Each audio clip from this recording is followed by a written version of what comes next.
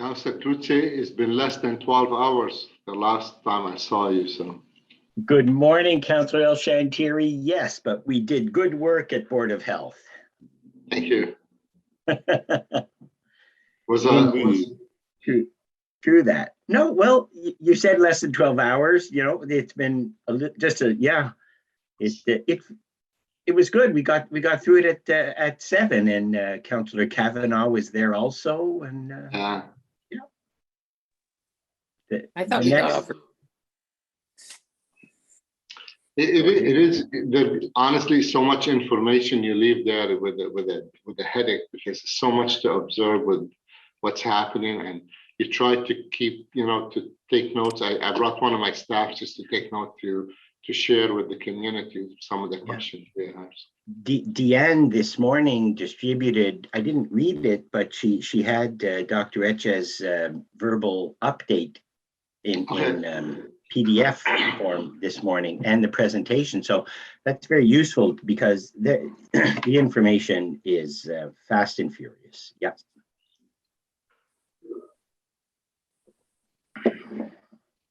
Jean, I'm guessing you butt dialed me this morning. I did. I apologize. You were looking for a Teams meeting. I'm like, why is Jean Cloutier calling me it? On the phone, Jeff? It was a Teams call. Came through on my cell. A Teams call. Oh. I'm like, I apologize. And then I think you were walking. I was walking out somewhere. I was out walking this morning and dropping, and man, that happens all the time. And my phone is my pedometer, so I always have it with me. So we are live on YouTube. Thank you, Kevin. So we won't use the terms that Councillor Lieber said, butt dialing. I think you can say that in public. I think you can. I think it's a thing. It's not unparliamentary. No, it's not the worst. Jean never butt dials me anymore. Say again, Matt? Jean never butt dials me anymore. There's a country song there somewhere. There's a song there. There's a song there. Here I am sitting alone on the floor, wondering why Jean doesn't butt dial me anymore.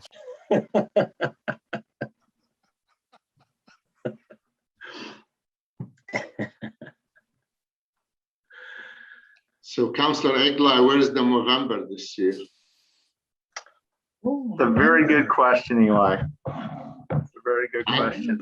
I know your wife would probably said, I'll make a donation. Please don't grow mustache. I just had that feeling anyway. It could be right. It could be right.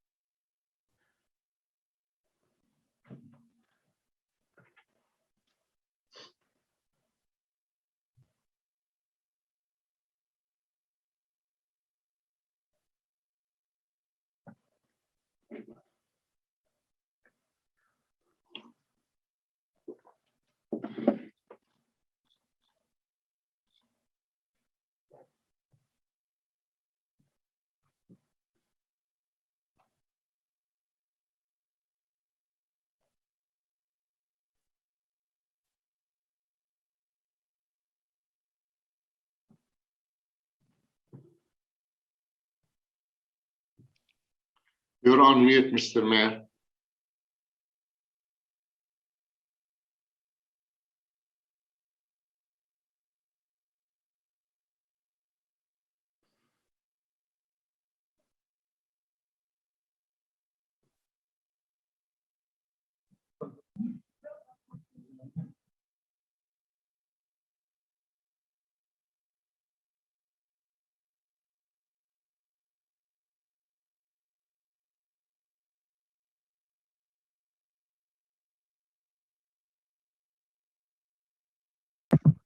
Jean, you fixed the video at board last night. Maybe you can fix the mayor's microphone for Fedco. There you go. Keith, for some reason, I was co-host yesterday, and I realized that later in the meeting. I don't know why. Did not Might be. have been. Councillor El Chantier was co-host also. I don't think you want to do that, Chair. That would be there. That's we'll take over the meeting. You know how we can. Always good to have our elders lead us in these things. Ouch, ouch. Okay.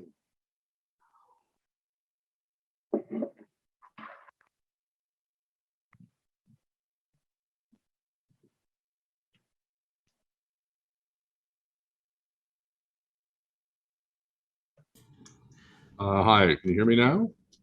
We sure Yeah, can. yes, yes. Great. Well, welcome, ladies and gentlemen, to the Finance and Economic Development Committee for the 2nd of November. Bienvenue à la réunion des Comité des finances et de développement économique pour le 2 novembre 2021. Do we have quorum, Madam Coordinator? Yes, we do, Mr. Mayor. Okay, we'll do a quick roll call. Councillor Conseiller Cloutier, Présent, Monsieur le Maire. Councillor DeRose, Mr. Mayor. Councillor El Shantiri, Present. Councillor Gower, Here. Councillor Hubley, Here. Councillor Luloff, Present.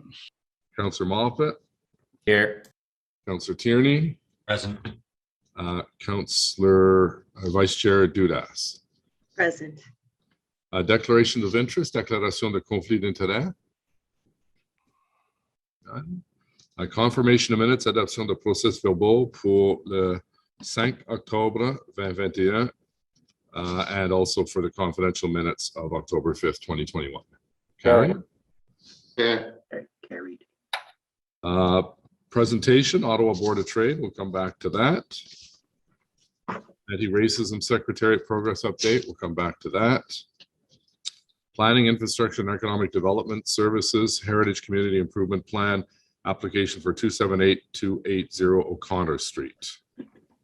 Carried. Adopté. Carried. Item 4, Parkdale Market and Byward Market bylaw repeal. We have a presentation on that.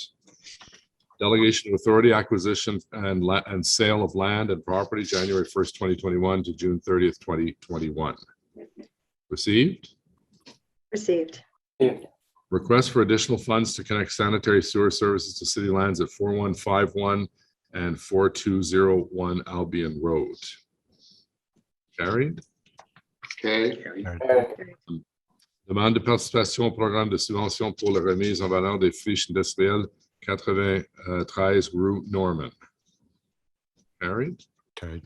Adopté. Information previously distributed as presented. And we'll come back to the first item where there's a delegation.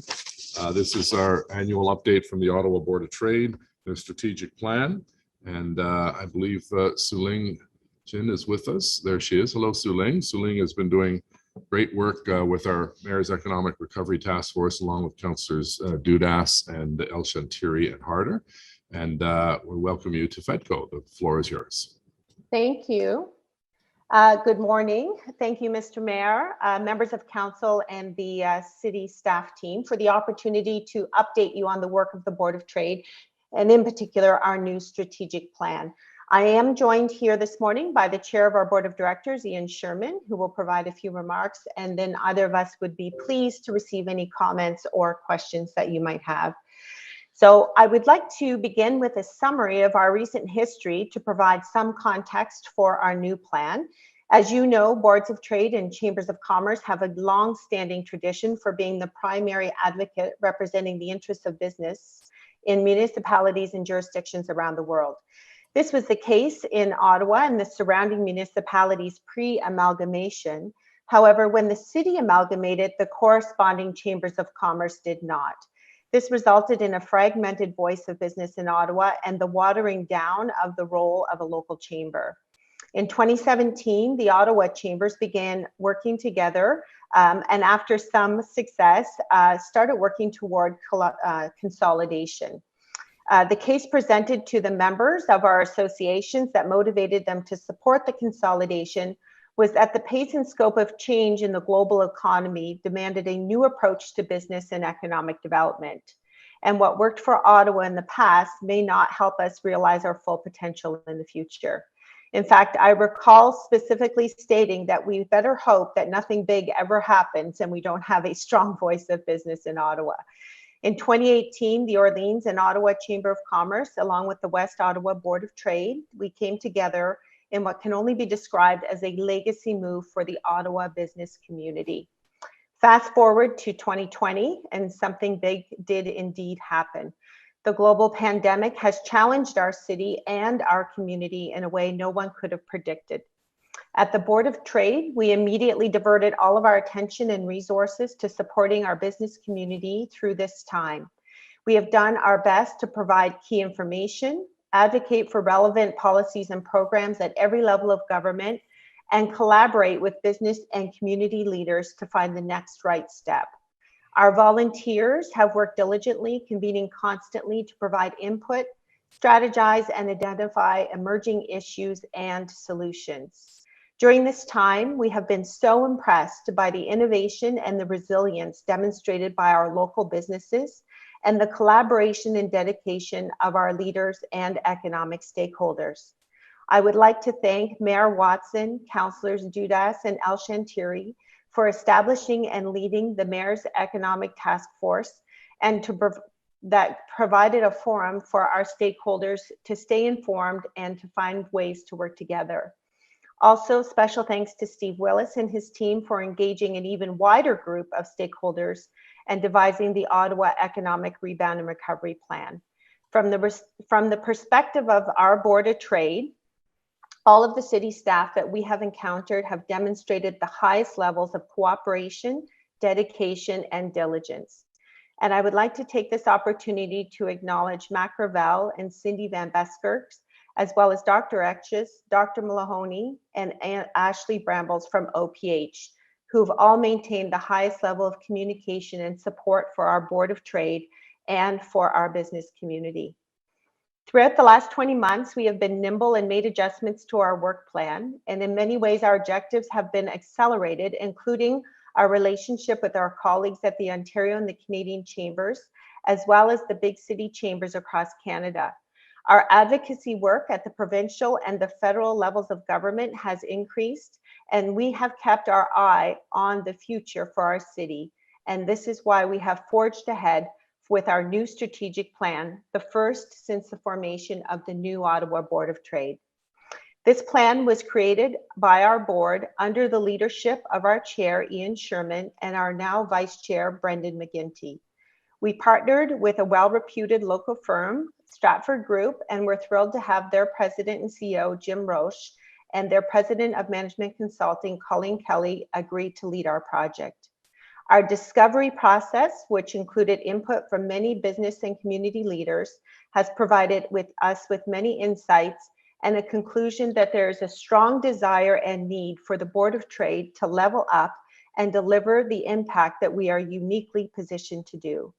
This new plan firmly commits us to our role and responsibility as the voice of business and key advocate for economic growth in our nation's capital.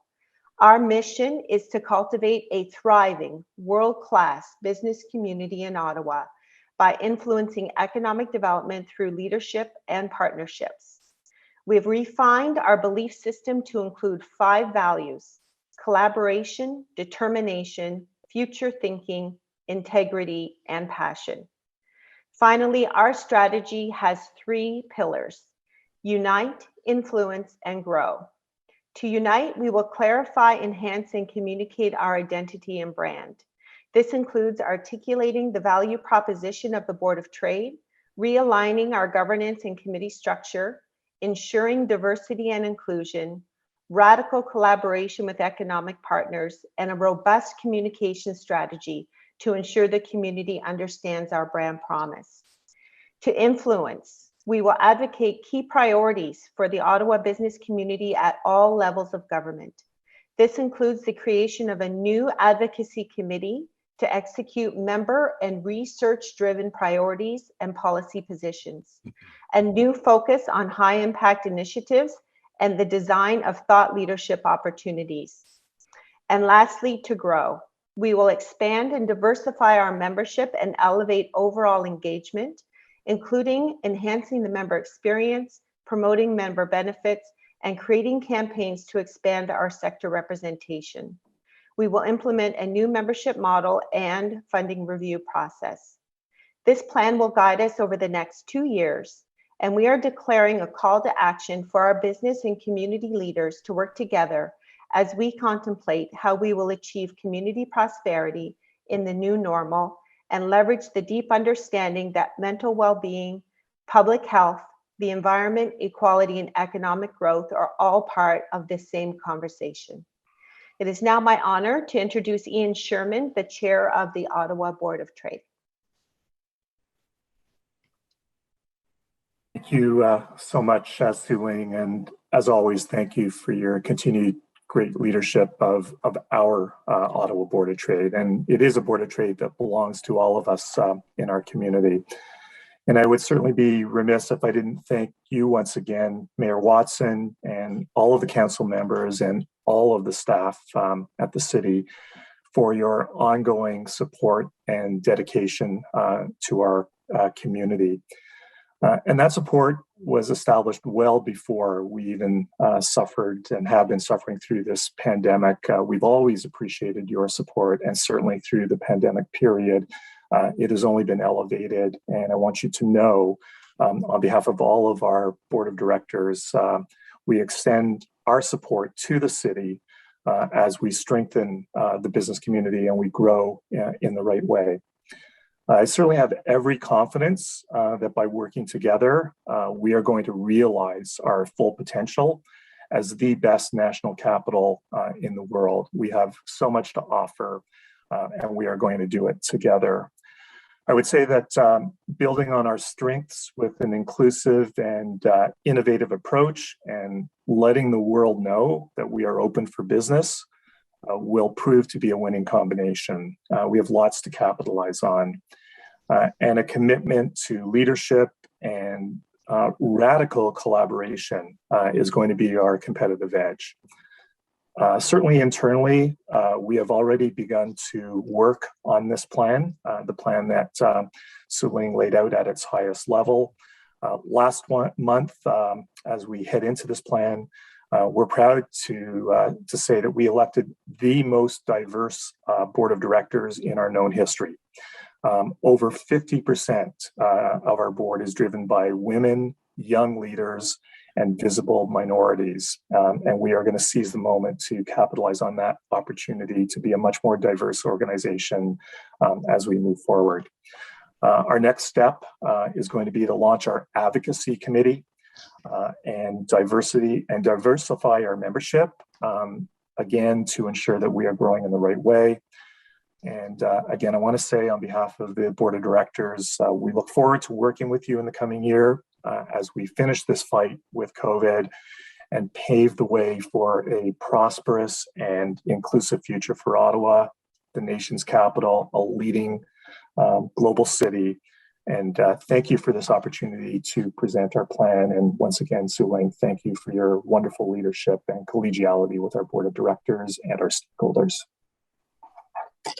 Great. Well, thank you both very much. We'll open it up to questions. Councillor Dudas, please.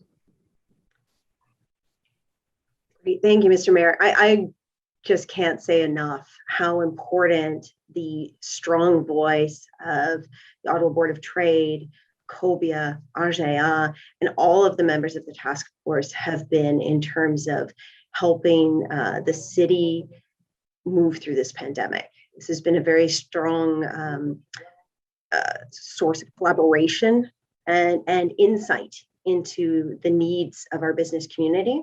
And I think the Ottawa Board of Trade, since amalgamation, has proven to be a formidable advocate and ally to all businesses throughout our city. So I'm very, very excited to hear about the work that you've done.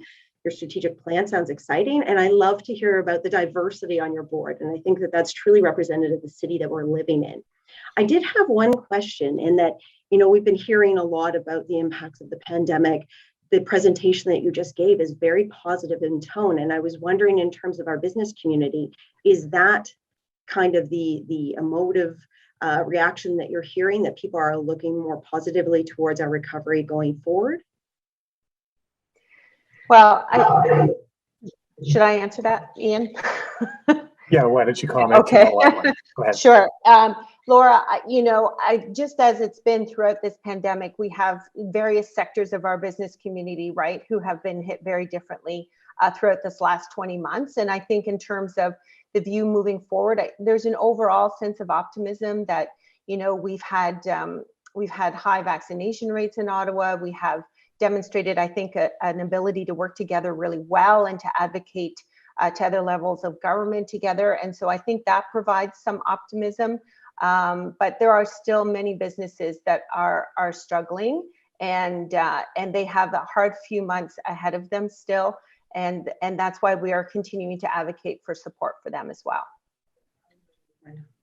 Well, I very much appreciate your ongoing voices around that task force table and in general in terms of the community. And I will be looking to continue that collaboration even after the pandemic. I think that we have a very strong task force working forward, and I look forward to having those continued conversations with all.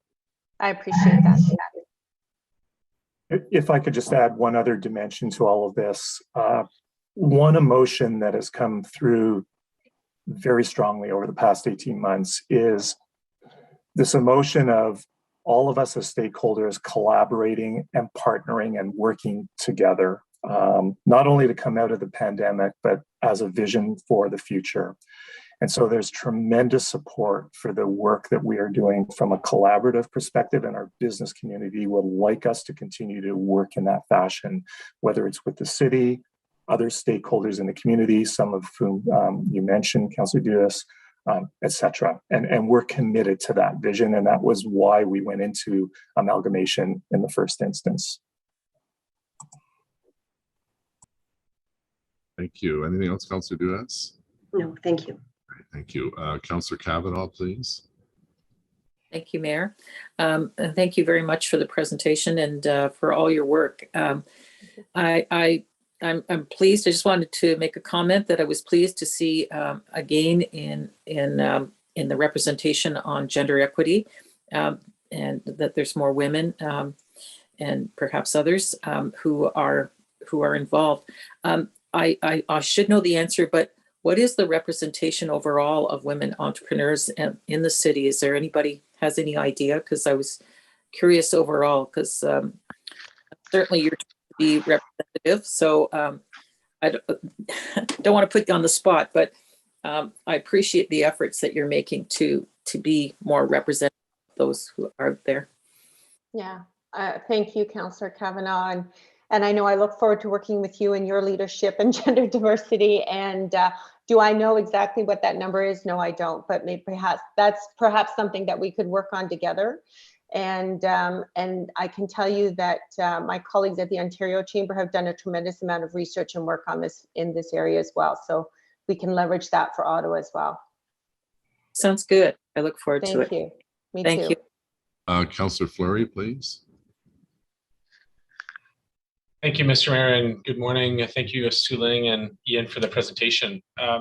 I'm thinking deeper in terms of Board of Trade's influence with federal decision makers in the coming months, specifically as it relates to downtown offices. And as the board, just so I understand, as the Board of Trade formalized the request of what that should look like for our city.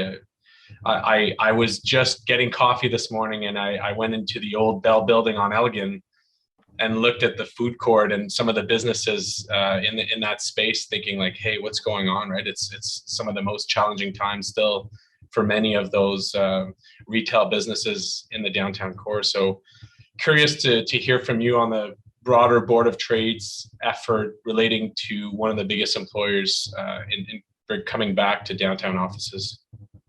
Thank you, Councillor. Our advocacy on that front has not been formal, more informal, in presentations that we've been doing overall around the recovery. and staying in touch with the mayor's office and other stakeholders on that advocacy. It is a unique situation for us in Ottawa. And we have been promoting, though, the idea of getting back to work in general, and in particular supporting programs like rapid testing, the post promise, so that there is a support overall for SMEs in the downtown core and business district.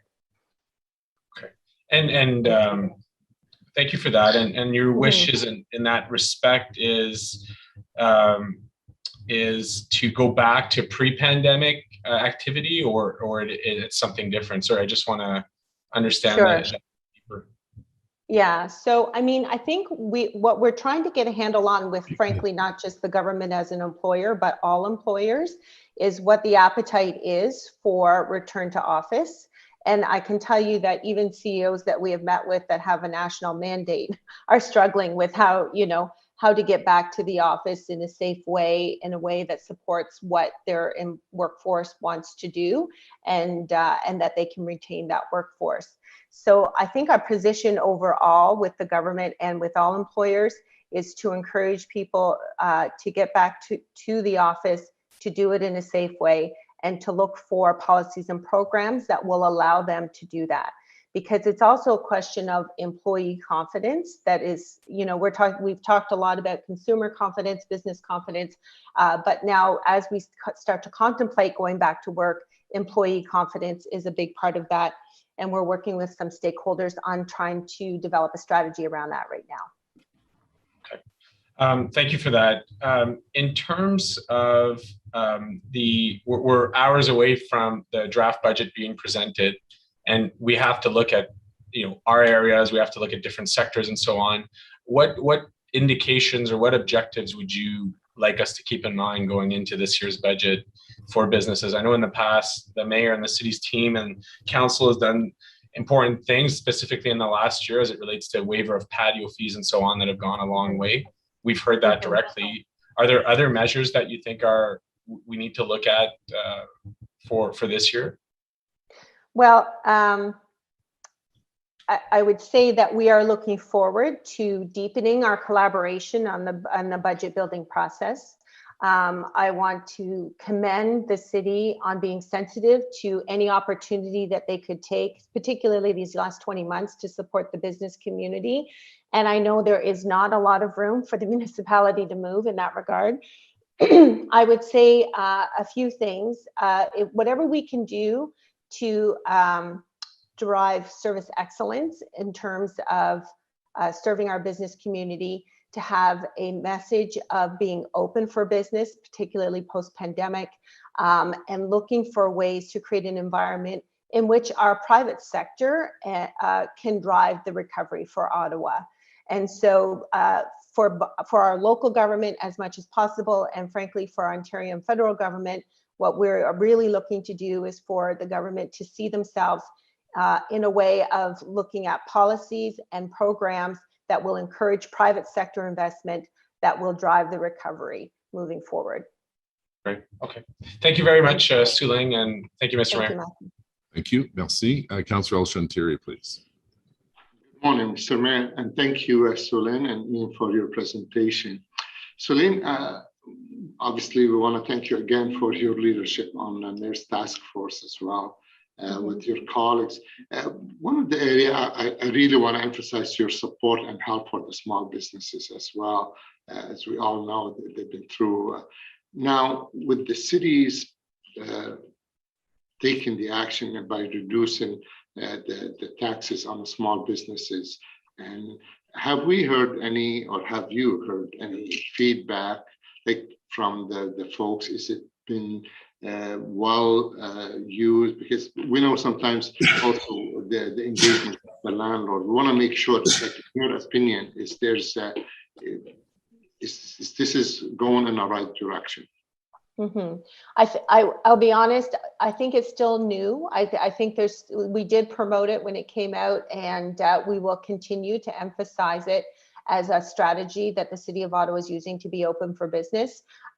So we will continue to monitor that. I haven't had a tremendous amount of feedback as yet, but I can say to you that I personally was really impressed with the process that the city took in designing that program, because it had the potential to have some offsetting unintended consequences, if you will, if we had gone forward in a simple way. But the tremendous amount of consultation to arrive at our final plan, we were very appreciative of.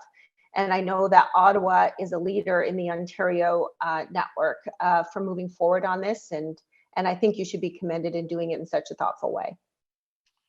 Thank you, Susan. And Mr. Mayor, maybe something we need your help with, maybe, you know, to follow up on Councillor Fleury, to start the dialogue with the federal government and the local government and you know, and your task force to see how could we start promoting and encouraging people to come back to work, because I have to agree that the businesses in the downtown, they are suffering severely, and I can assure.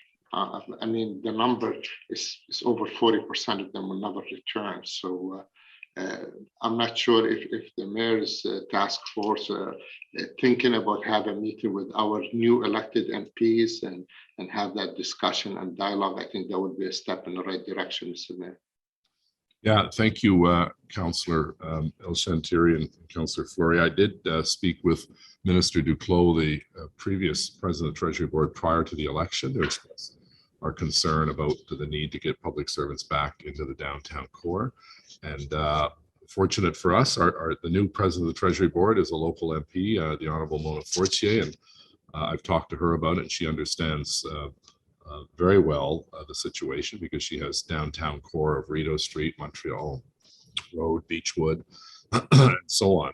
So we'll continue those dialogues because obviously a lot of these small businesses rely on a large number of people working and living in the downtown core. So we'll continue on that.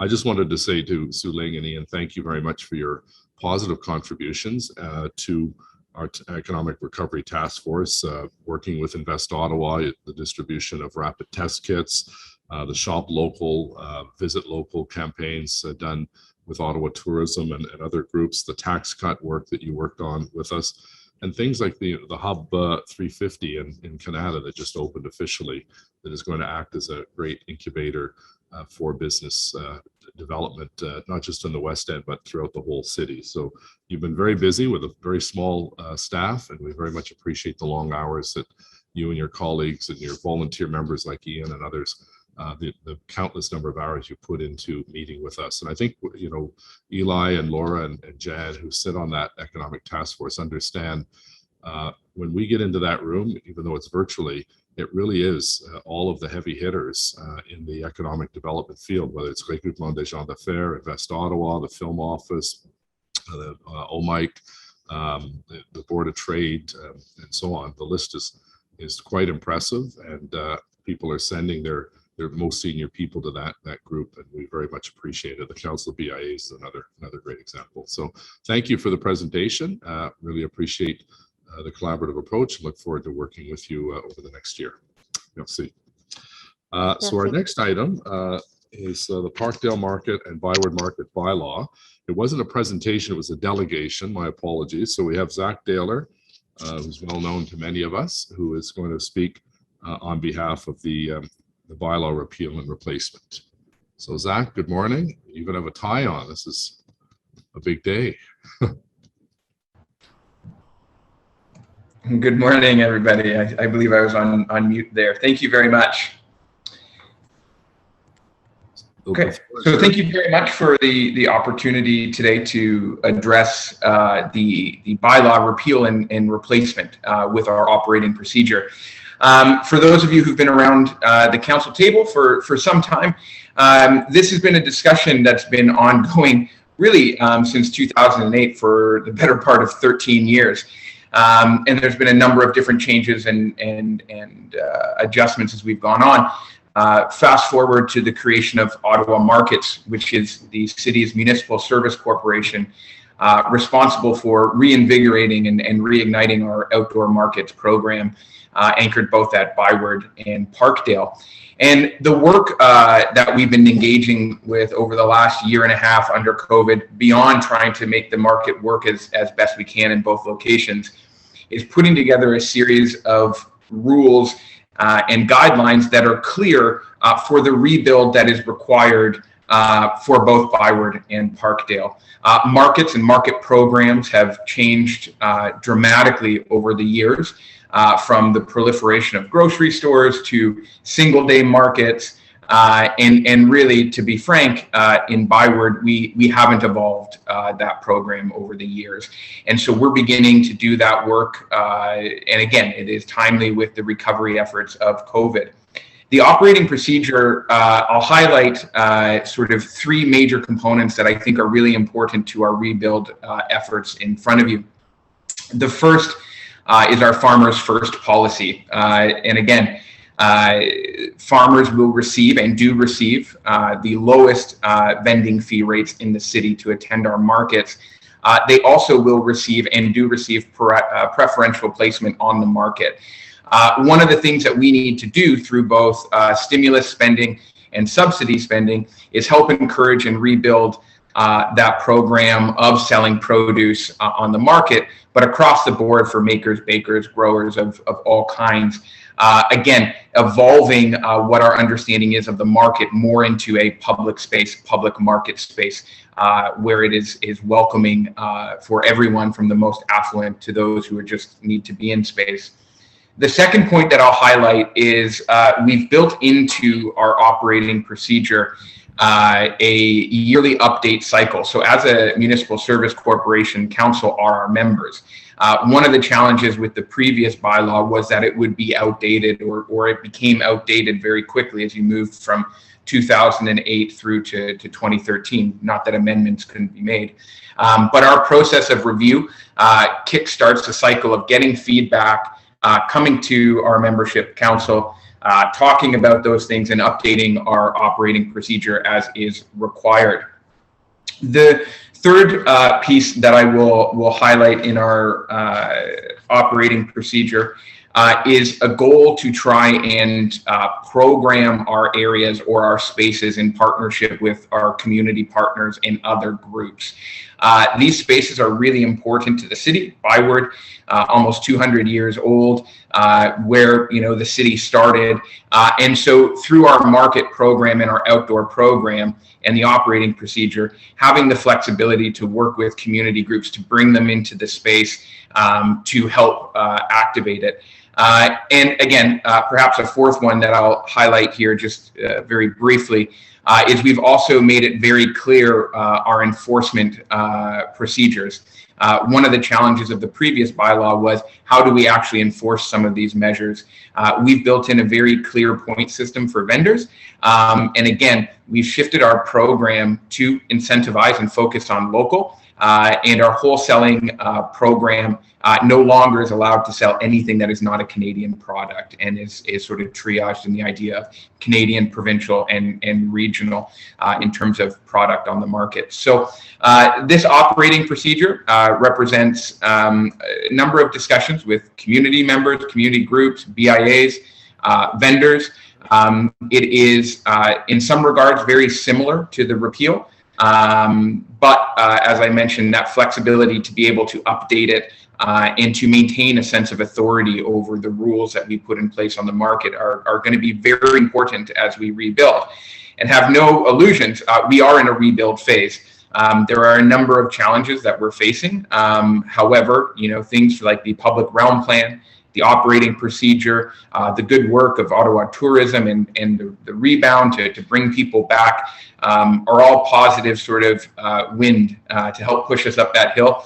And the view from the top is going to be great. So I'll conclude by thanking city staff, the Economic Development Department as a whole, through to planning staff. It is very clear everybody working at the city is really passionate about both Byward and Parkdale, and even more passionate about growing our market program as a core piece of what draws people to Ottawa from the past, but also into the future. So we really appreciate all the work that's gone into this, and we hope that we can move forward on this policy, again, helping us achieve our mandate, which is to reinvigorate and reignite our markets program in the city.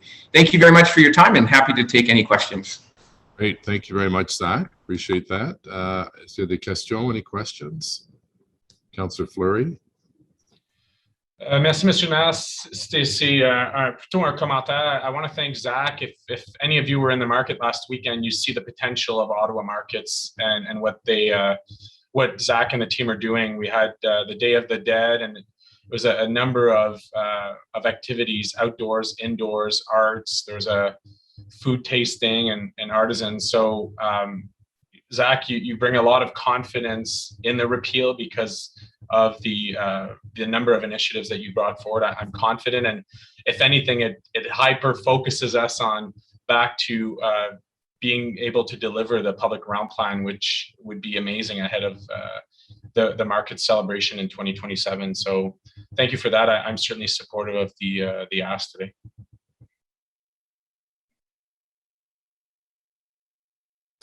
Thank you, Mr. Kavanaugh. Thank you.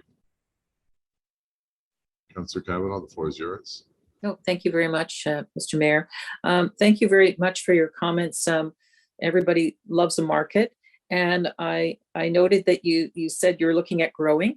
I do hear from people that they'd like more. They'd like more markets, and they want that local. And I have heard from representatives of farmers that say that there are farmers that can't get a spot in the markets that are there because they're all filled up.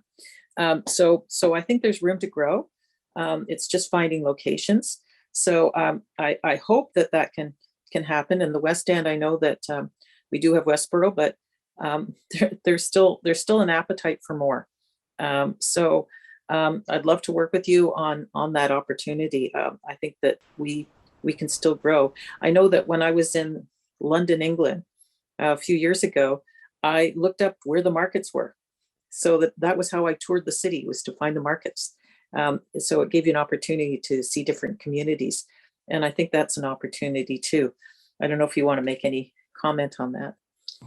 I never pass down an opportunity to comment, so thank you. But we do feel that there is a lot of opportunity to grow and expand our work. And the only comment I'll add is we've had some success trying that out in the past year. We had a really positive market in Raven Park that we did in partnership with Councillor Brockington that went very well, and we'll look to bring back next season on a limited basis.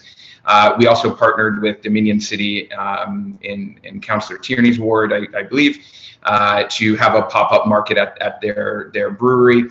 And the point that I'll make is, as a municipal service corporation, we haven't necessarily grown into this space yet. But we do view ourselves as a resource for the city. So for instance, if the city was to talk about affordable housing, you would go to your municipal service corporation, that is Ottawa Community Housing, to engage with them as a partner. And we do see ourselves hopefully growing into that space to partner with you on these important topics of food security, getting access to product out there, because the market and labor has changed in that 7 days a week is very difficult in some locations. You know, how can we best use those day markets? How can we best use those markets around the city to promote the core market, being here in Byward, and then of course Parkdale.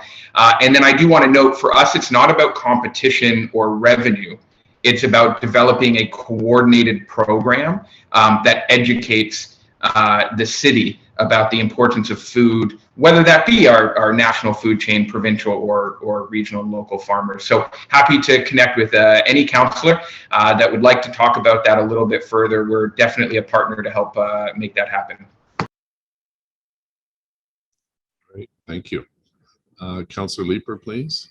Thanks, Mayor. And I'll just make a really quick comment. So thank you, Zach, for the work that you've been doing for the past couple of years. Our markets are now in the hands of the Municipal Service Corporation, which was a great move. I think the last council approved doing that. And as I know, in Kitchissippi, we have the Westboro Farmers Market, which is extraordinarily popular and really responds well to what the market is demanding. And I think had we stayed the course with the Byward and Parkdale markets, those would have become increasingly moribund. The move to put it into the hands of a Municipal Services Corporation to eliminate the bureaucratic hurdles, to be nimble and creative, is the right move to take. And we've seen it in things like the night market. And Zach, thank you so much for working with me on things like street closures around the night market. And, you know, that became a very, very popular destination. I do hope that my colleagues will support the repeal of the bylaw, implementing the new operating procedure that gives the market the kind of flexibility that it needs in order to respond to market demand. And I just want to say thank you, Zach, for the creativity and the energy that you've brought to the Parkdale market for the past couple of years. It's only going to grow into a more and more popular neighborhood spot. Great. Thank you, Councillor Leeper. Councillor Luloff, please. Hey, Zach, thanks for coming out today to chat with us about this. I really do appreciate it. My residents for the past couple of years have been so pleased with our market here at the Raphael Center in Orléans on Thursdays, and they're very interested in seeing that market not only expand but expand its hours of operation. Right now, it currently only runs till 4 p.m. And so for many people that work a 9 to 5 or a 10 to 6 have trouble going out to support our local farmers. And I'm wondering if there's anything in the works to maybe extend that to 7 p.m. or to 6 p.m. To allow more people to be able to enjoy the incredible vendors and farmers that come out every Thursday. Thanks for the question.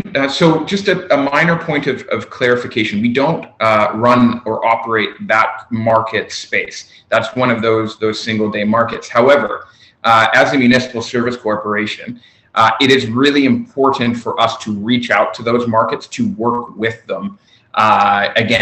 Saying perhaps we have the resources as this central group. How can we work with that group to perhaps bring in more staffing or support sort of the vendor swap in terms of markets to provide really what folks are looking for. So we'll absolutely reach out to that team and see what we can do there. And if we can't do anything sort of related to that, we'd be happy to look at doing an alternate day to bring some of our vendors down there as well. That'd be wonderful. I'd really like to sit down and maybe chat with you. So I'll have Jordan in my office reach out to you. I think that would be really wonderful and really appreciate your partnership. Thanks. Thank you. Councillor Dudas, please. Thanks, Zachary. I just have a very simple question. You had mentioned about food security and about supporting local farmers. I was just curious, and forgive me if you had previously mentioned it. Do you collaborate with Just Food in relation to any of the? Perfect. Yeah, so that's a relationship that we would really like to grow. And I hope I'm not misspeaking here, but I believe the last interaction that we had with that group was when we launched our BIPOC Farmers Initiative. And they helped us sort of push that program out to various communities to help create access. Also just met with the Lower Town Community Association Resource Center, and they do some interesting things with that group as well. So as we go forward, part of our work is the outdoor space of Byward and Parkdale, and we'd like to bring in some more of that community garden type program and education type program that we know groups like Just Food and others sort of offer. So a natural partnership that I think once we can sort of get comfortable in our operating procedure, we can begin to understand how we bring these groups in as whether sort of official partners or unofficial partners. But absolutely a really wonderful group operating in the city. That's excellent, because I think once again, collaboration is key. I've spoken about that in a different item, and I know that our city is has many entities working on different aspects of this. And once again, just that ongoing partnership will strengthen all of them. All boats will float, all will rise, right? So thank you very much, Zach, for everything you do. I take my family down to the markets all the time. Absolutely love it. So appreciate your work. Great, thank you. Thank you again, Zach. On the committee recommendations, carried? Carried. Thank you. Thank you. Our final item is the Anti-Racism Secretariat Progress Update. We have Donna and Suzanne who have a presentation, and we'll ask Donna to begin the presentation, and welcome. Looking forward to this. Thank you, Mr. Mayor. Suzanne Obiora, our Director for the Strategy, will be presenting today. So I'll hand it over to Suzanne.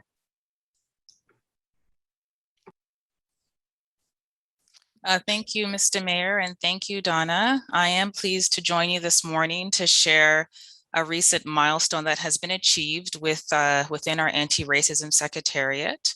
And the purpose of this information report is to provide an update on completing 8 months of engagement that took place within the community and among city staff, as well as the creation of a community-based anti-racism advisory table and the release of our What We Heard report. Next slide, please. So as a city, we strive to achieve a reflective workforce, nurture an inclusive work culture, and ensure all employees experience a sense of belonging. And we work with the understanding that building an inclusive workforce ensures that a diversity of minds, experiences, and perspectives are shaping and leading the city's operations and services to best meet the needs of city staff and Ottawa residents. As a corporation, we understand that systemic racism presents itself as patterns of behavior, policies, or practices that are part of the structures of an organization which create or perpetuate disadvantage for racialized people. And so the objective of our Anti-Racism Secretariat is to develop a strategy that will target systemic racism through policy change, decision-making, program evaluation, and outcome measures. The strategy will be broad and robust as it seeks to consider the complexity in confronting racism within Indigenous communities and within Black, Asian, Muslim, Jewish, and other racialized communities, and will be a foundational underpinning towards a broader equity framework. To date, our Secretariat has performed various anti-racism education and awareness initiatives. We've participated in a variety of collaborative initiatives within the corporation and within the city. And most recently, as I mentioned, we've completed 2 phases of engagement and pulled together our anti-racism advisory table. Next slide, please. So our strategy will have both an internal and external facing component. And our approach is anchored in keeping the voices of the people who have been historically marginalized at the center of this conversation. Over the past 8 months, we've held numerous action planning sessions, hearing from approximately 600 residents and community stakeholders. And we've also hosted 15 sessions with city staff and management to identify priority areas to address systemic racism within the organization. And to understand the barriers unique to Indigenous communities and ensure the voices of Indigenous residents are included in the creation of the strategy, a separate process was used through an Indigenous-led consultant firm. We were unable to engage as extensively as we'd hoped, and recognizing the importance of a higher participation rate, we will conduct additional engagement that will include an urban Indigenous engagement framework to build on priorities as established by the Indigenous community. Next slide, please. So our engagement findings are organized by the 6 strategic priorities in which the strategy is meant to address. And I won't go through all of the priorities here, but just to give you some examples of the recommendations that surface through these action planning sessions. As it relates to employment equity, participants highlighted the low representation of racialized people in stable, high-paying jobs, leadership positions, and knowledge-based and technology sectors, mirrored by overrepresentation in low-paying, temporary, and precarious jobs, as well as among those who are unemployed. And so recommended actions include increased hiring, promotion, and retention of racialized staff within the City of Ottawa, establishing clear benchmarks and targets to track progress, and removing applicant barriers, diversifying the jobs that are promoted, and access to support, mentorship, and networks. In terms of economic development, participants highlighted barriers to economic development that includes systemic exclusion based on race and a lack of diversity among business improvement areas, hindering economic inclusion. And so recommended actions include business development and mentorship programs for racialized community, applying an equity lens to city contract allocations, and allocating funding and grants to diverse businesses. And then I'll just provide the example around youth development. As we know, many factors and disparities affect the well-being and mental health of youth. This could be related to intergenerational trauma, a lack of resources or lack of access to resources, digital inequities, and so on. And so some of the recommendations include increasing the availability and diversity of resources and programs for youth outside of school hours in their communities, and looking to implement a youth advisory table so that city programs and policies are created or informed through a youth perspective, as some examples. Next slide, please. So we heard from Ottawa residents and community partners that addressing systemic racism is a complex, interconnected, and multifaceted endeavor. And yet the city can be a leader in addressing systemic racism, and the community is ready to support this work. Residents want to see transparency in our equity work. They want to be continuously involved and engaged in our process and see actions to validate that the city is listening. Residents want to see councillors engaging more with racialized communities.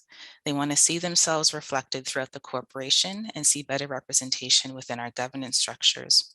And they are asking for accountability through established metrics and through the monitoring of our progress using accurate and timely race disaggregated data.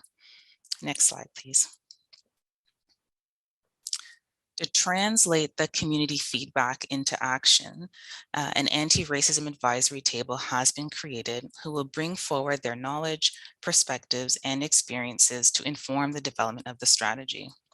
There's a wide diversity of participants on the table from a variety of professions, educational backgrounds, and lived experiences.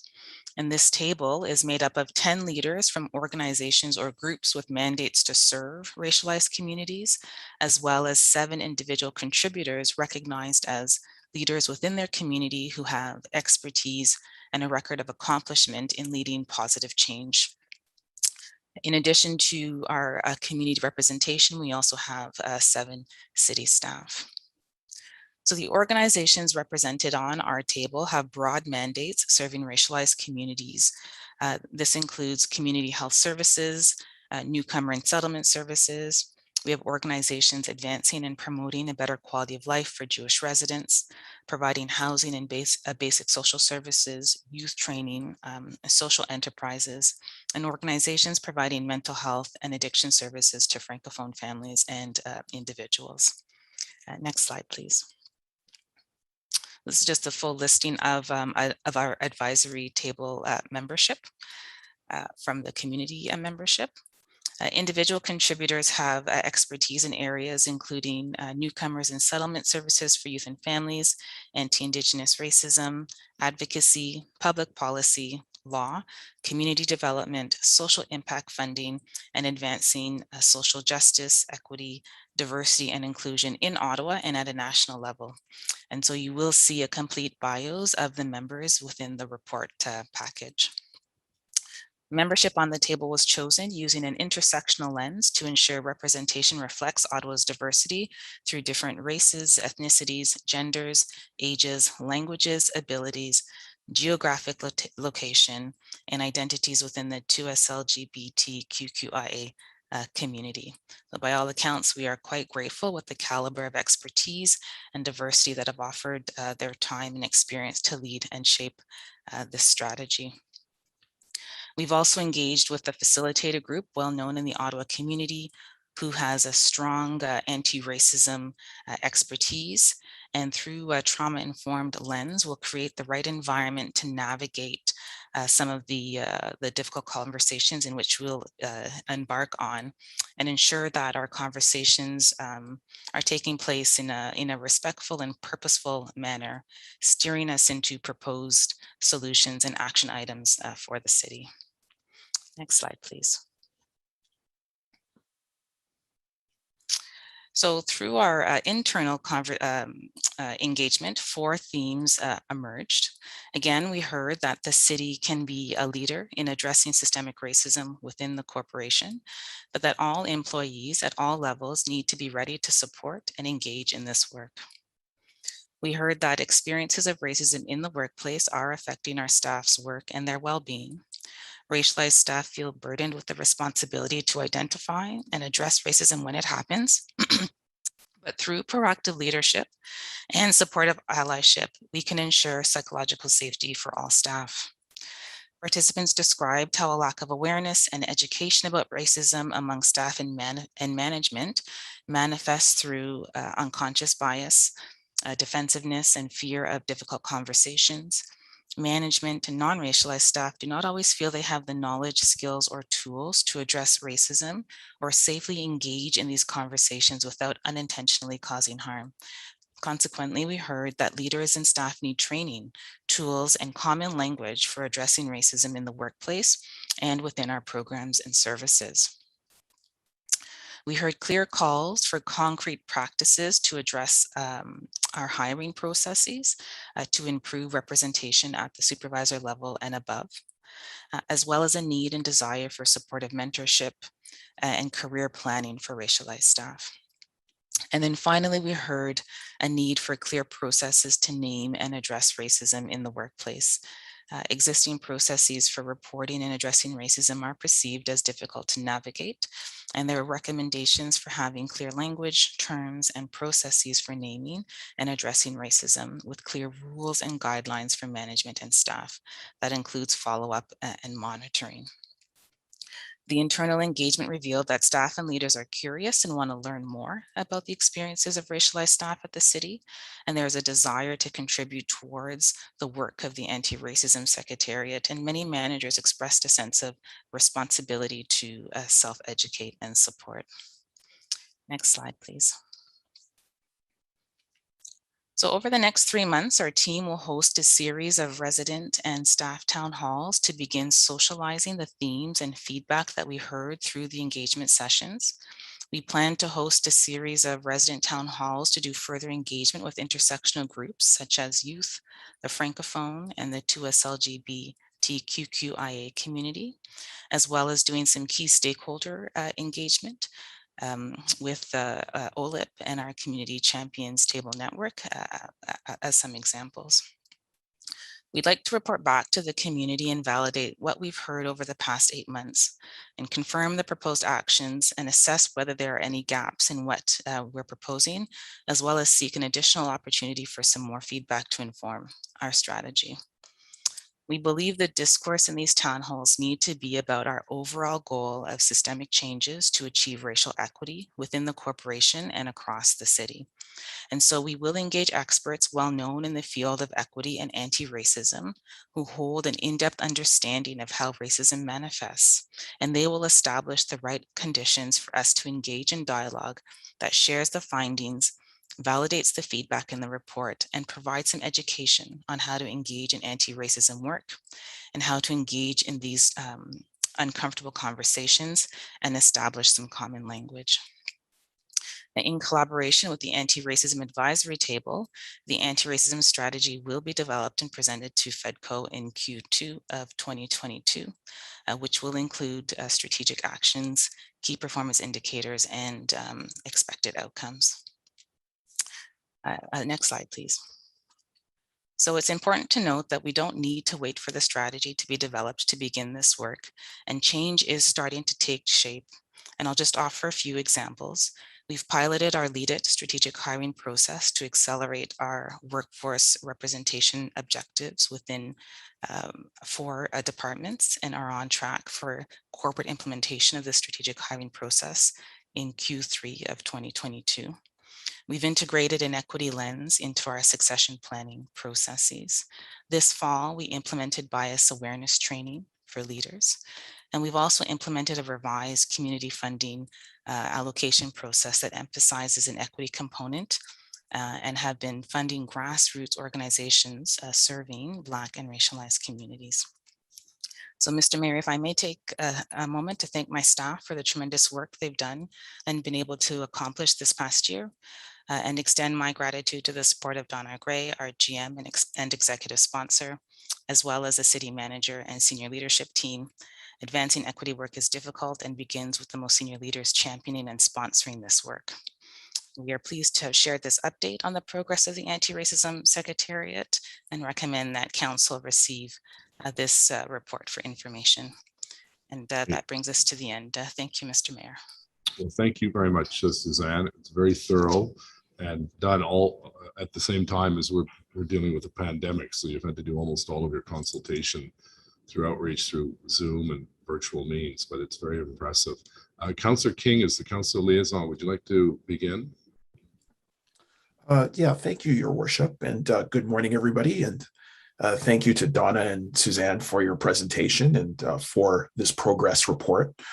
I'm very pleased that Council continues to see the Anti-Racism Secretariat evolve as a resource to address systemic barriers experienced by Black, Indigenous, and racialized people in the city. The development of the Secretariat was based upon a specific request from Ottawa's diverse Black communities in the wake of increasing incidents of hate within the city in 2019, before COVID, to create a policy office with the objective of eliminating systemic racism in our municipal government operations and services. The establishment of a secretariat demonstrates concrete action to address racism and discrimination in Ottawa, especially anti-Black racism, anti-Asian racism, Islamophobia, anti-Semitism, and discrimination that Indigenous people face. During initial consultations with many diverse communities across Ottawa, I heard requests for the city to address challenges concerning employment equity, equity in governance, housing, economic development, health outcomes, and youth development. And I'm pleased that these are the main strategic focus areas for both the Secretariat and the city's first anti-racism strategy that the Secretariat is developing for Council's ratification for next year.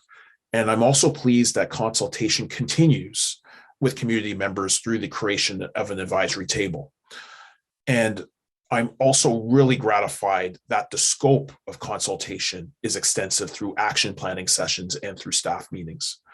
So I was just curious, in this vein, can staff elaborate on how the city is going to enhance outreach, especially with the racialized two-spirit, lesbian, gay, bisexual, transgender, queer, questioning, intersex, and asexual community, along with the racialized community with disabilities? Thank you very much, Mr. Mayor. In the third phase of our engagement, in addition to the town halls, we will be hosting some smaller focused outreach sessions.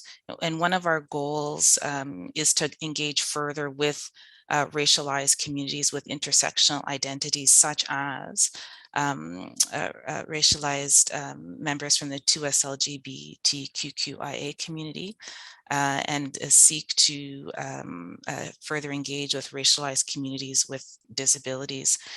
One distinction that we'll be making in this phase is that we'll be looking to engage with these groups where they already meet, gather, and are most comfortable in expressing themselves, to remove any barriers to participation. So instead of asking from members of the community to come and join spaces that the city is creating, the city will be working in partnership with various community groups to see if we can join within their spaces to hear more specifically from them.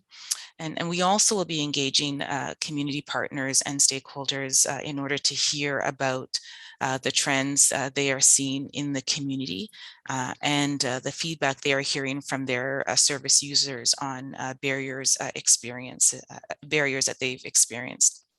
And so actions to address these inequities or any gaps that are noted in our What We Heard report, we hope to further elevate in an attempt to further elevate the voices of these communities. Well, I really appreciate the work that you're undertaking in terms of outreach. I think that culturally sensitive and group sensitive approaches to consultation is key. I've heard that on multiple occasions, and I'm very pleased that we're taking that approach to get some more meaningful input into the process. I know with the city budget being due to be tabled tomorrow, I've heard from many community members. In fact, during my recent budget consultation for the Black, Indigenous, and racialized communities about the need to introduce priority services that have a culturally focused lens. And I know that you were speaking to that in your report. I was just wondering if you can describe how the funding models are changing to address equity needs, especially around health and housing.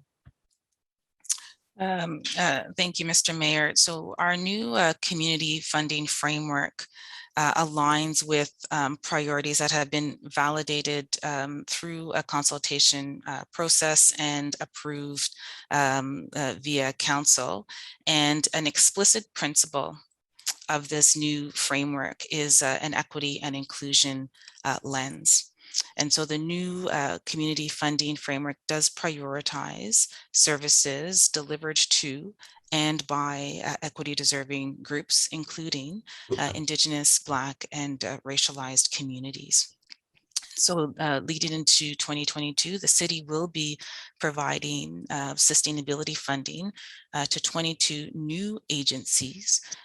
These agencies will be added to our community funding framework, all of whom have mandates to serve equity deserving groups.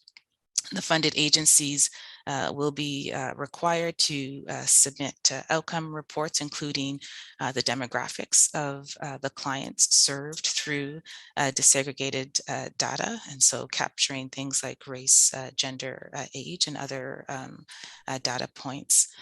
And just, as it relates to items concerning health, the priorities of the new community funding framework include poverty reduction, community development, and social infrastructure. And the overall mission of the framework is to increase residents' health and well-being. So we know long before residents enter the healthcare system, there's a variety of social factors that impact and determine their health, which is what the community funding framework is meant to address. The priorities within the Sustainability Fund include mental well-being, poverty reduction, social inclusion, food security, and equitable systems and structures. There is also significant investment in community hubs who have very strong equity mandates as well. And Mr. Mayor, if I may just pass it over to Donna Gray to speak a little bit about the housing component. Thank you, Mr. Mayor. And Councillor, the housing is one of the priorities in the plan as we move forward. And so housing staff will be working with the Anti-Racism Secretariat to really review our policies and processes around funding. Much of the funding that we have is prioritized for populations based on provincial guidelines, but we still believe that there may be opportunities to look at that. But in addition, we're really excited to be launching in the coming weeks an RFP specifically for a Black-led housing provider for affordable housing development, particularly for families. And really the intent of that is to start to look at opportunities to build the housing provider sector for the capacity for building affordable housing. But also that pilot includes discussions with Black-led organizations to ensure that the supports and services that we're providing to families, both in our shelter systems, but also in affordable housing, actually reflect the needs of those communities. So I think we're really excited to be working with the Anti-Racism Secretariat, the housing group, and it definitely was top of the list of the priorities that the team started to discuss already in the early meetings of the Anti-Racism Secretariat, which I know you started to be engaged in those as well, Councillor. Great, thank you. Councillor El-Shantiri, please. Thank you very much, Mr. Mayor, and thank you, Suzanne, for your presentation and also for your meeting with some of us. My question on, I believe, is page 11, when you talk about economic development, and it just got my attention when you say the lack of diversity among businesses improvement area, BIAs. Can you elaborate a little bit on this, please? Thank you, Mr. Mayor. And just, Councillor, may you clarify if you're looking in the what we heard report or the anti-racism report, just so I'm well, this is your able report. to. This is your report today. Sorry, I'm just. Was it the slide 11, Councillor? No, page 11 of the report, Mr. Mayor. Oh. Well, of the information report. That's right. Okay. Because it just got my attention. Let me maybe help you out why I'm saying this. To my understanding, a lot of the business improvement area, or a lot of those businesses is owned or operated by new Canadian, new immigrant, newcomers. And I don't understand your observation here. So I'm hoping you can explain it better, include those who are highly educated and senior. Like, what are you trying to say here? Like, I don't know. So, Mr. Mayor, this is feedback that's coming directly from the community as it relates to access to business development and business growth, and access to learning opportunities on how to effectively start a new business, and also what sort of access is available in effectively running businesses. So this comes directly from our consultations, where there is an interest and desire in more resources, not only to start businesses, but opportunities to effectively run businesses.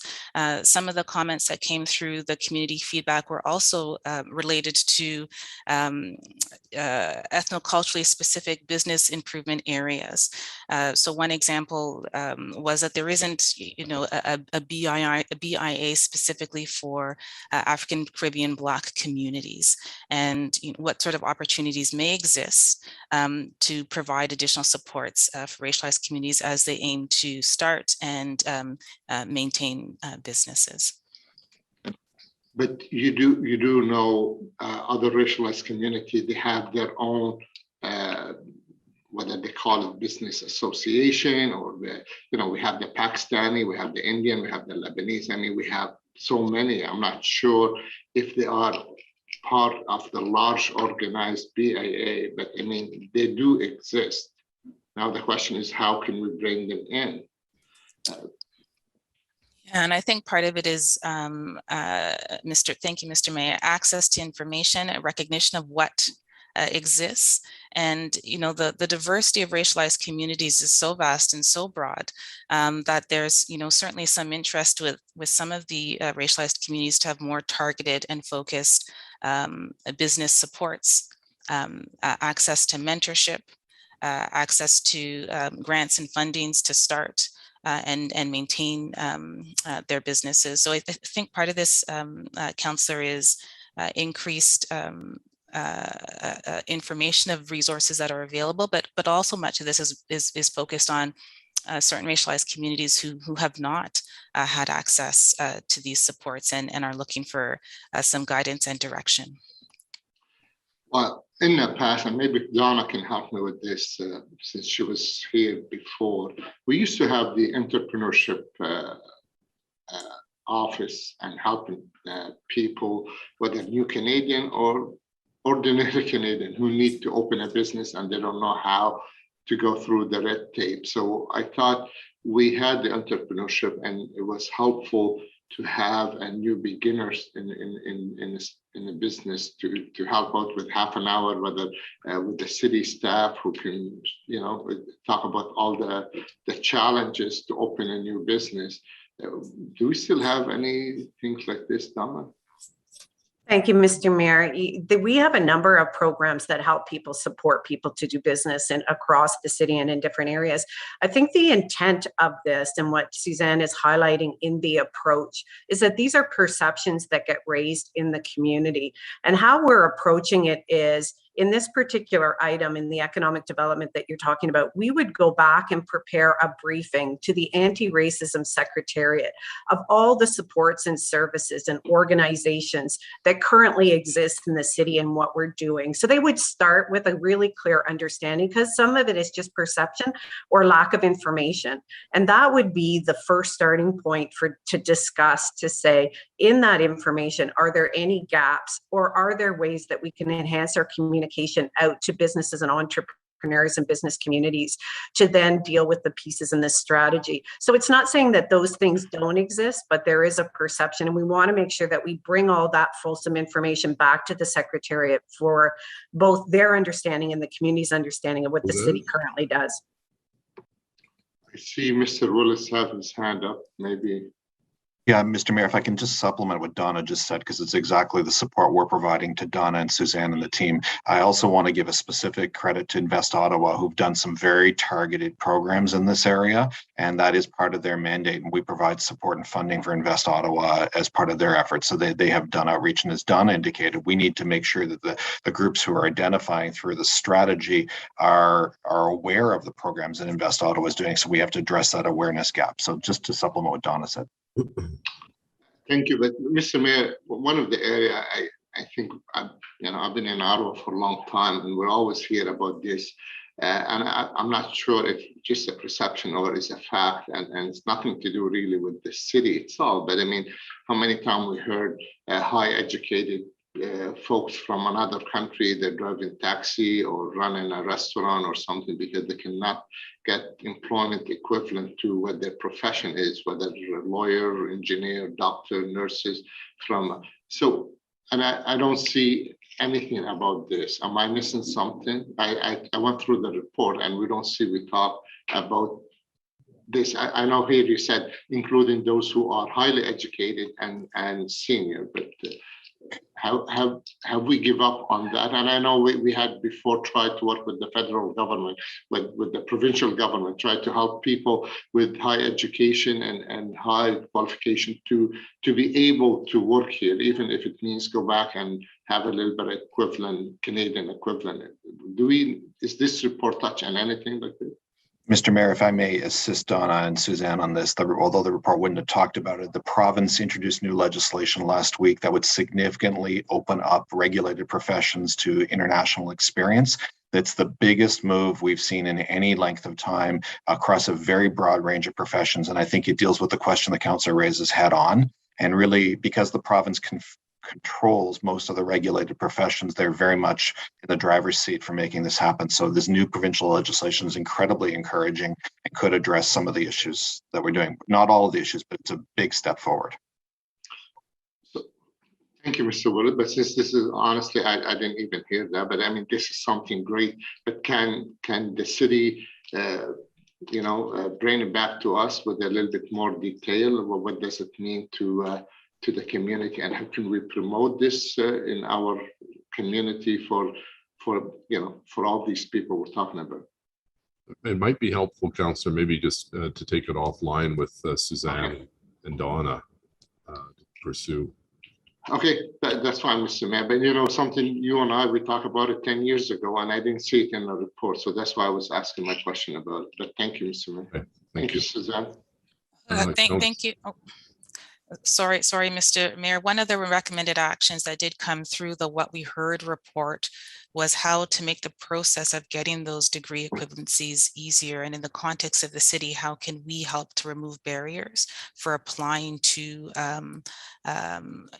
recognize international experience, which is often seen as a barrier. Just wanted to highlight within what you have seen is a summary of what we heard from our consultations, and it's the anti-advisory table that will help us with starting to translate much of what we heard into what the city can then pursue as recommended actions as part of our strategy. Thank you. Councillor Kavanaugh, please. Thank you very much for the report and all your work you've done, Suzanne. I want to give a special shout out to Councillor King for his leadership on this. We wouldn't be here without his leadership. I appreciate his expertise and work on this area. It's been, I think this is very important for our city. It's the right direction to go. And we still have much work to do. So it's a great start. I just wanted to talk about intersectionality because we have other issues in terms of the gender lens as well. And I just wanted to know how that fits in to this report.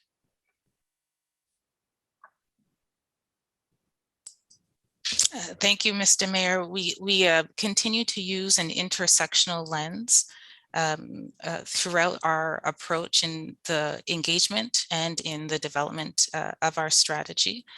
We were quite intentional in how we organized our engagement sessions to ensure that not only were we looking very broadly at the experiences of racialized communities, but we're inviting members from racialized communities who identify specifically as women or gender diverse persons to attend a focused session. As an example, in the creation of our anti-advisory table, we took an intersectional lens in the approach of the recruitment of our membership. And certainly many of the recommended actions are paying attention to the interconnected and complex experiences of racialized communities. And we know that complexity increases, based on whether someone identifies as women, someone identifies as women and is new to the country, someone that identifies as a woman new to the country living with a disability. So we're paying very close attention to that intersectional lens as we engage with community and as we look to develop any of our recommended actions. Thank you very much. I appreciate it. And I know how complex it is with all these complexities, but it's good to hear that this is being thought out. Yesterday, I had a meeting along with the mayor and Councillor McKenney with the trans community. And one of their requests was to have a designated two-spirited LGBTQ plus secretariat within the city of Ottawa. And I want to know if that is possible to do. Thank you, Mr. Mayor. We're taking some time to assess our approach with equity. Currently, we have our, as you know, our women and gender equity table. We've developed our anti-racism table. And what we want to make sure in our approach is that we have a broad overarching framework and that we're not siloing much of our equity work because of the intersectionality across communities.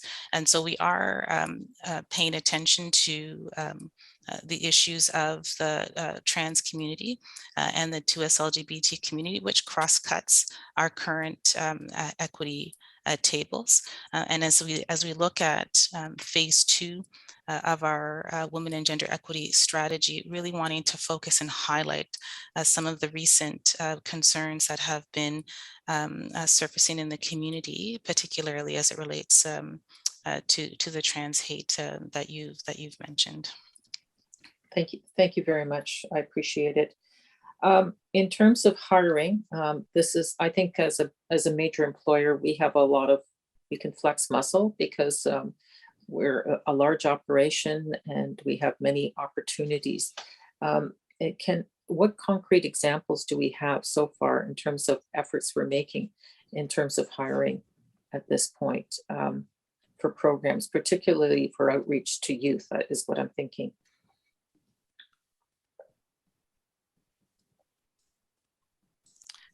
Thank you, Mr. Mayor. Last month or in September, I did have an opportunity to provide an update on our corporate diversity and inclusion plan. And in there, I spoke to many of the outreach initiatives that are underway. Within our service area, we do have a outreach and recruitment specialist that is focused on engaging with community partners, particularly with communities that are not well represented with staff, on staff here at the city. In addition to our outreach, the work that our outreach recruitment specialist is doing, not only with highlighting the city as an employer of choice, is looking at the barriers that communities are experiencing as they're aiming to apply to acquire employment, and looking for ways to remove those barriers, whether that's in relation to job requirements on the job postings that may not necessarily be needed in order to acquire a position, or creating a specific context within the city to create easier channels with submitting resumes.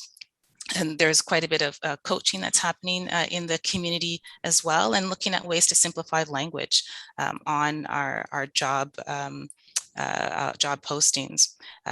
Concurrent to the outreach work that's taking place is the Lead It, the Leverage Equity to Achieve Diversity and Inclusion targets. That's the strategic hiring process that is currently being piloted at the city, and its focus is to increase representation of the employment equity groups. And where we're paying most of our attention with our Lead It strategic hiring process is with our MPE positions or management positions, as well as our single external competitions. So these are just two concrete examples that are taking place where we're focused on improving representation within our employment equity groups here at the city. I appreciate that very much. I know that the neighborhood ambassador programs are been a big success. And I think that's important in terms of just being on the ground, just talking to people, because I think communications is a big barrier, just reaching those communities. So I appreciate the work that they're doing. Thank you. Thank you.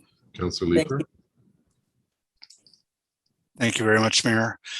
Suzanne, thank you very much for the work that you've done on this, and I'm certain my colleagues will vote in favor of adopting the report. One fairly specific question. I haven't heard a lot about exit interviews. So over the course of the summer, I had the opportunity to sort of facilitate an exit interview for recently retired, relatively senior staff who wasn't offered that when he left the city. Racialized person who wanted to talk about some of his experiences with the city. Is that something that you're looking at to make sure that we're hearing from people who are members of equity seeking groups when they retire or leave the city?